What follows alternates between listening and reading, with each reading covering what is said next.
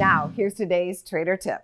It's the Trader Tip of the day, and I'm Chris Vermeulen with today's Trader Tip. Now, last week we saw a lot of panic selling in the stock market. In fact, if you take a look at a couple different things, you can get a good feel of how the average trader and investor were feeling last week. And a good way to do that is to take a look at the VIX index. The volatility is what shows us what the average trader is thinking and feeling in terms of their emotions. And when the VIX goes up and rallies or spikes more or less, that tells us there's fear in the market. And typically the stock market likes to fall on fear. Another way to identify fear is to take a look at the bond market. We saw a big spike in bonds. If you look at the TLT bond ETF, you can see on the daily chart in the last two trading sessions there, it had spiked up, put in a big reversal on Friday, and then today it's starting to sell off and move back down. And a spike in bonds means that there is fear. This is confirming it. And investors and traders are calling their advisors, dumping positions in stocks and saying, just put me in bonds. I don't know what's going to happen. And so when we see fear like this happen,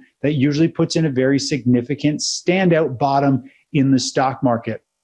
To add one more layer to this, I like to look at the volume flows on the New York Stock Exchange.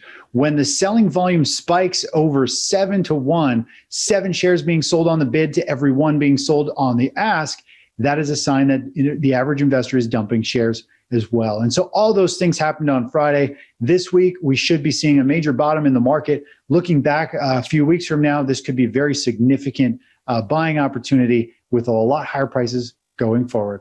Anyways, I'm Chris Vermeulen from the Technical Traders, and that's your Trader Tip.